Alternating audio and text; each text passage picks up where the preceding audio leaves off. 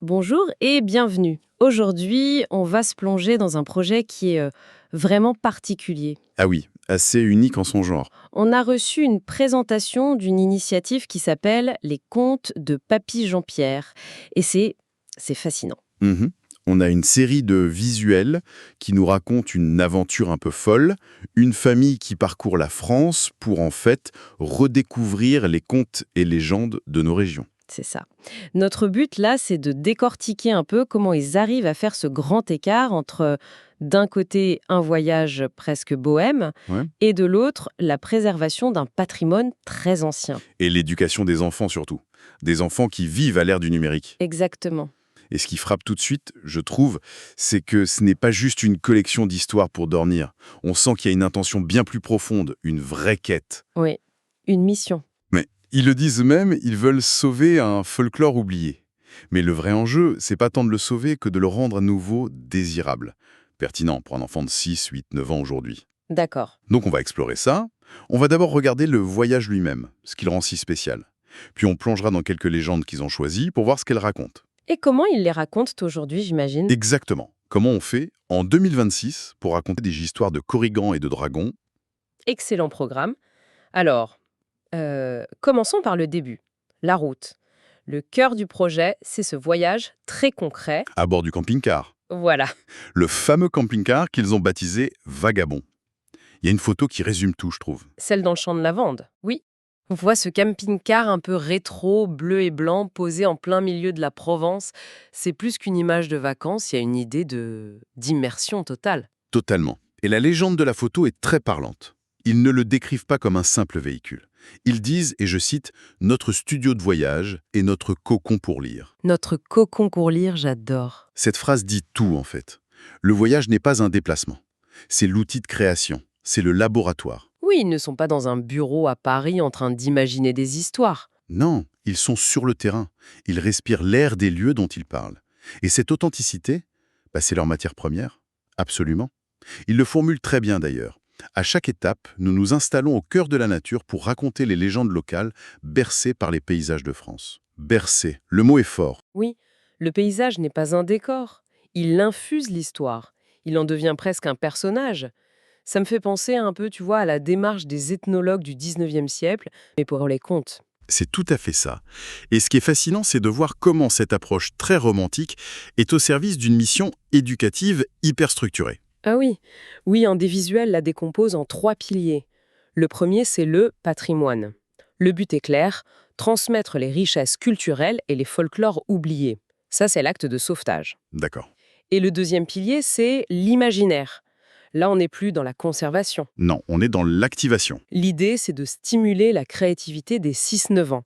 Donc ce n'est pas un projet de musée, on n'est pas en train de mettre le folklore sous verre. Non, on le jette dans le moteur de l'imagination des enfants et on voit ce qui se passe. J'aime bien cette image.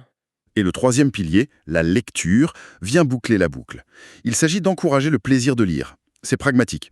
Pour toucher les enfants aujourd'hui, le support est aussi important que le contenu. Donc le voyage, c'est le comment.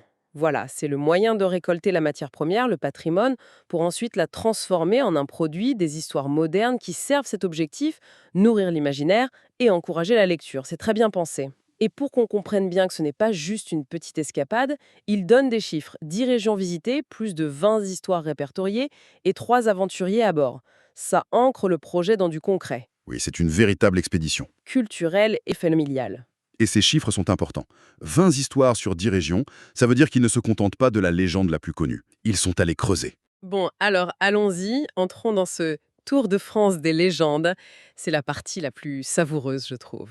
On commence fort avec la Bretagne. Oui, la Bretagne mystérieuse et les malices des Corrignons. La description nous met tout de suite dans l'ambiance. En Bretagne, entre les menhirs et les forêts brumeuses, vivent les Corrigans. Hmm. Ces petits lutins farceurs adorent jouer des tours aux voyageurs étourdis. On y est.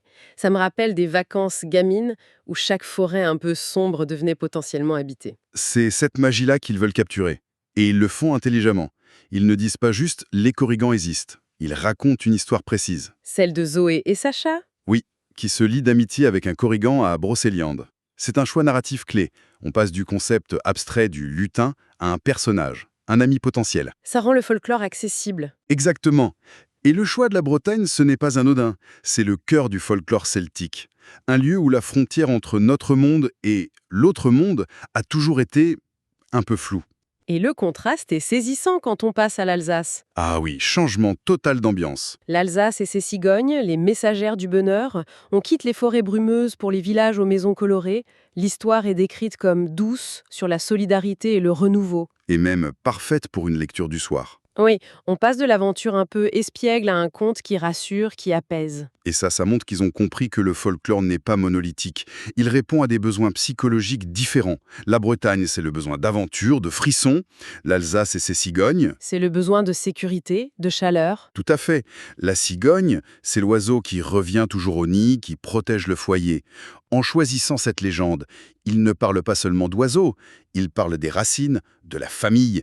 Chaque conte est une porte d'entrée vers l'âme d'une région. Et pour le troisième exemple, on change encore de registre. Direction la Provence. Avec la Tarasque. La Provence et la Tarasque, le monstre du Rhône. Le sous-titre annonce la couleur. Fini les lutins et les oiseaux. Là, on a un dragon impressionnant qui terrifiait la ville de Tarascon. On est dans le registre de la peur collective, du monstre qui menace la communauté. Et c'est là que ça devient vraiment intéressant. Pourquoi ?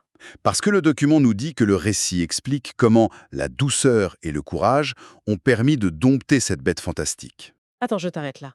La douceur et le courage pour dompter un monstre qui terrifiait une ville.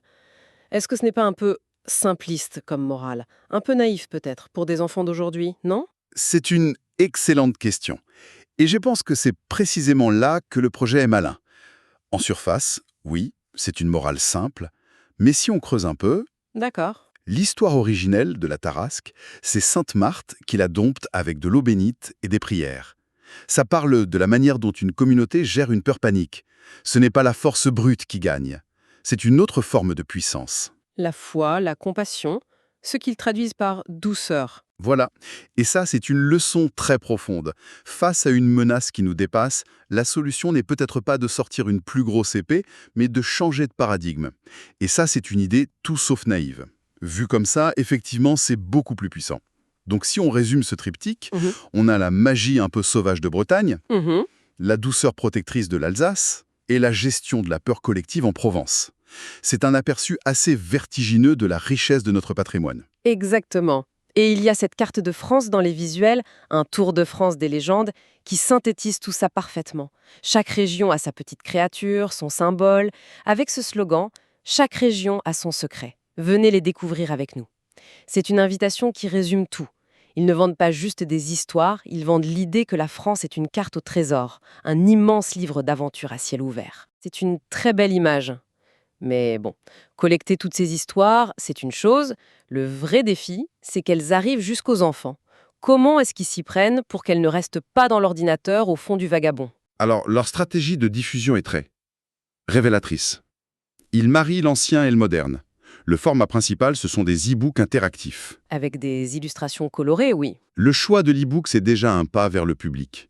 C'est un format familier pour des enfants qui grandissent avec des tablettes. Et l'interactivité, c'est la clé pour capter leur attention. Et ils ont aussi pensé à la distribution. Un visuel montre qu'ils sont sur Amazon Kindle, sous la bannière « Nos e-books à collectionner ». Le mot collectionner est malin. Oui, ça transforme la lecture en jeu. Ça donne envie d'avoir la suite, de découvrir la prochaine région. C'est une mécanique bien connue, mais appliquée à la culture régionale, c'est bien vu. Et ils ne s'arrêtent pas là. En parallèle, ils ont une chaîne YouTube, Légende d'antan. Ah, d'accord. Et là, on touche à un point crucial. Ils vont chercher les enfants là où ils sont, massivement. Je comprends la logique, c'est pragmatique, mais en même temps, est-ce qu'il n'y a pas un risque ? Est-ce qu'on ne dénature pas un peu ces contes ancestraux en les mettant sur YouTube, avec les algorithmes, la pub, le rythme effrénédiant ? C'est une objection tout à fait légitime. Une légende de Brocéliande, ça s'écoute au coin du feu, pas entre deux vidéos de déballage de jouets, non ?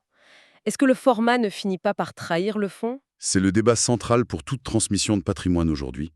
Le risque de banalisation existe, bien sûr. Mais l'alternative, c'est quoi? L'oubli. L'oubli.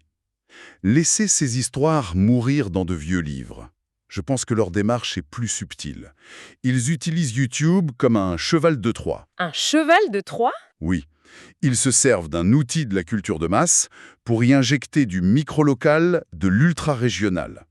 C'est un pari, c'est peut-être imparfait, mais c'est un pari courageux, celui de la pertinence contre la pureté. Un cheval de Troie culturel, j'aime bien l'idée. C'est une façon de pirater le système pour la bonne cause.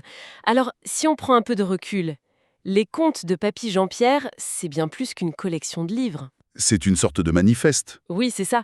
C'est une aventure familiale, une mission de sauvetage patrimonial et un projet pédagogique très affûté. Le tout porté par cette tension entre l'ancien, les légendes, la tradition orale, et le nouveau. Le camping-car, les e-books, YouTube. Voilà, je suis d'accord. Et si on cherche le fil rouge, la vraie force du projet, je crois que ça tient en un mot, l'authenticité. Le fait qu'il soit sur place. Oui, le fait que les histoires soient collectées, écrites, enregistrées, sur place, dans les paysages qui les ont vus naître, ça change tout. Ce n'est pas une démarche intellectuelle désincarnée, c'est une expérience vécue. On en revient à la phrase du début. Bercés par les paysages de France, ce n'est pas du marketing, c'est leur processus créatif. L'environnement infuse les histoires, leur donne une chair, une vérité qu'on doit sentir à la lecture. C'est un projet qui ne se contente pas de raconter le folklore. D'une certaine manière, il le revit. C'est exactement ça, ils le réincarnent pour notre époque. Et en conclusion, ça nous renvoie à nous-mêmes, forcément. Inévitablement, le projet part en quête des folklores oubliés, et ça pousse à se poser une question, au final, assez vertigineuse. Qui est Quelles sont les histoires qui dorment sous nos propres pieds? dans nos régions, nos villes, peut-être même dans nos familles? Les légendes locales qu'on a oubliées? Voilà, tous ces récits qui ne demandent qu'une chose, que quelqu'un se baisse pour les ramasser et prenne le temps de les raconter à nouveau.